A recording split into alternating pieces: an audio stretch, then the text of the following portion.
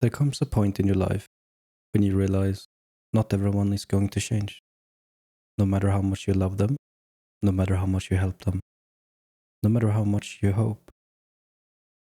And accepting that might be one of the hardest lessons life teaches. Because for years, I thought acceptance meant giving up. I was completely wrong.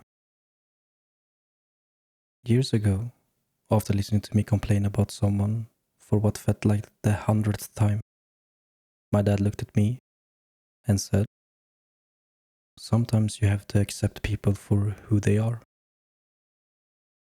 I remember thinking, no, if I explain things better, if I help them, if I show them enough, surely they will change. Back then, I believed people change because we wanted them to. I couldn't understand why anyone would simply accept it. To me, accepting someone sounded like giving up. I genuinely believed that if someone cared enough, they would change. So when they didn't, I took it personally.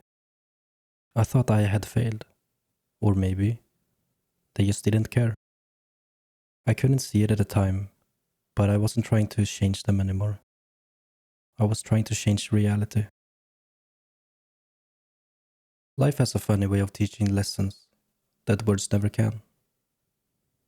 I remember trying to help someone over and over again. We would have the same conversation. They would promise things would be different. And for a week, they were. Then, everything went back to how it always was. I kept believing that this time would be different.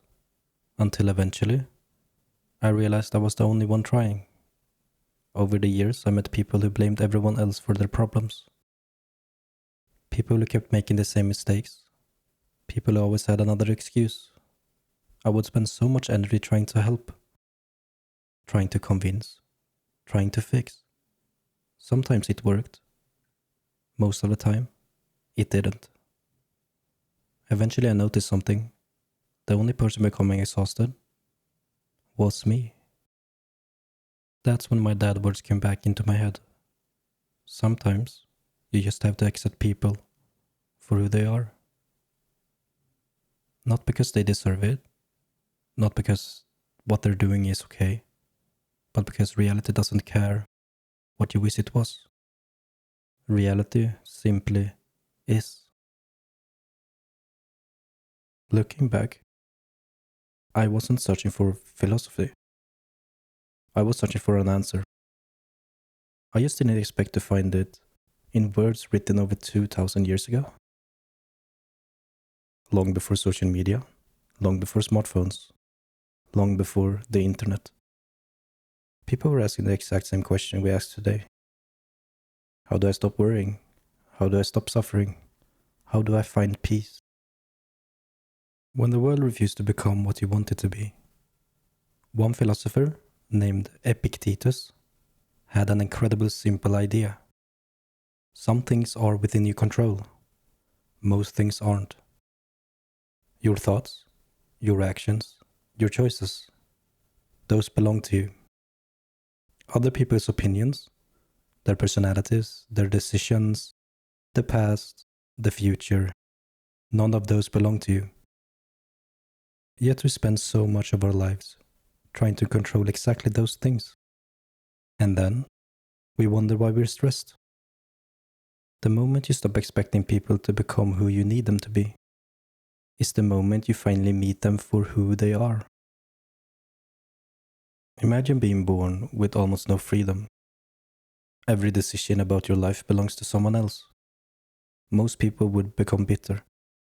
Epictetus became wise. He understood something that many people with complete freedom never do. Your greatest freedom is your mind. He thought something incredibly simple. Your actions, your choices, your attitude, those belong to you. Everything else does not. That single idea became the foundation of Stoicism. So let me ask you something.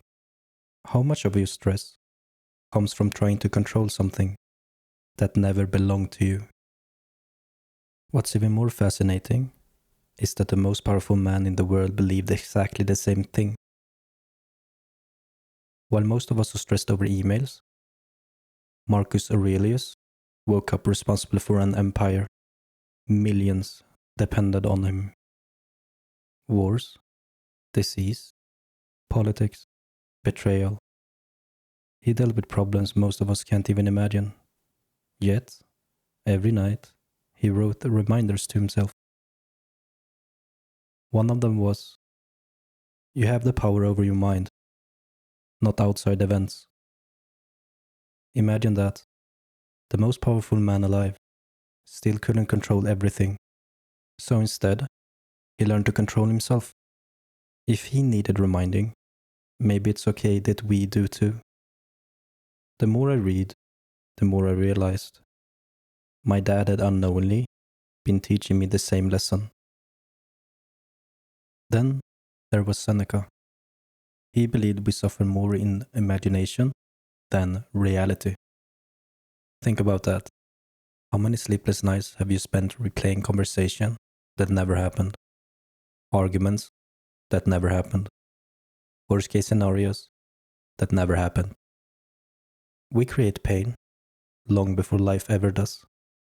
Looking back, some of my worst days never actually happened.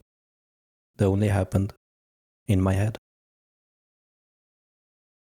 Even after everything I would experienced, I still didn't want to accept it, because acceptance felt unfair. It felt like letting people get away with things. It felt weak. Then one day, I realized something. Acceptance doesn't change reality. It changes the way you meet it. Acceptance isn't about them. It's about protecting yourself. Acceptance isn't saying, "I like this." It isn't saying, "This is fair." It simply says, "This is reality." Once you stop arguing with reality, you can finally decide what to do next. If someone constantly disrespects you, acceptance doesn't mean staying. It means accepting that this is who they are, then deciding whether they deserve a place in your life. If it rains on the day you plan something, being angry won't stop the rain. You either adapt or you stay miserable, wishing reality was different. The hardest person to accept is often yourself. We replay embarrassing moments from years ago. We think about opportunities we missed. We imagine all the different lives we could have. But no amount of regret changes yesterday. Acceptance isn't pretending those things didn't happen. It's accepting that they did. Then asking, what can I do today? Because the only thing you truly have are this moment and the person you choose to be within it. There's a quote, often connected to Stoicism, that completely changed how I think. Focus on what you can control. Let go of what you cannot. Simple, but incredibly difficult. Every single day, life gives us another chance to practice it. Someone cuts you off in traffic. Someone insults you. Someone disappoints you. You have two choices. First choice, fight reality or accept reality. Second choice, choose your response. One steals your peace, the other protects it. Reality doesn't become easier when you fight it.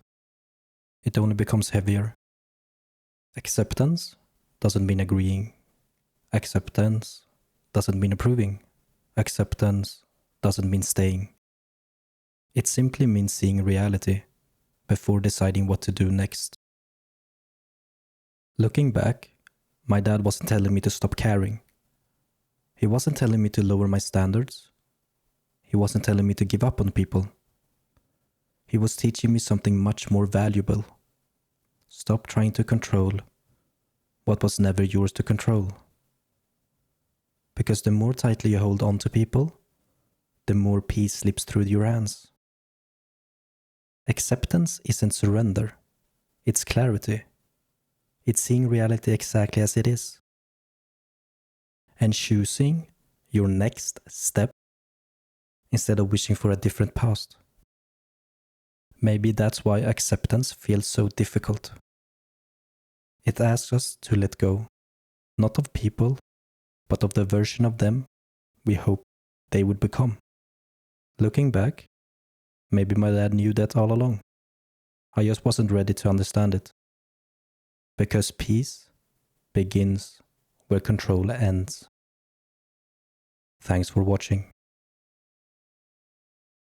Focus on what you can fuck, bro.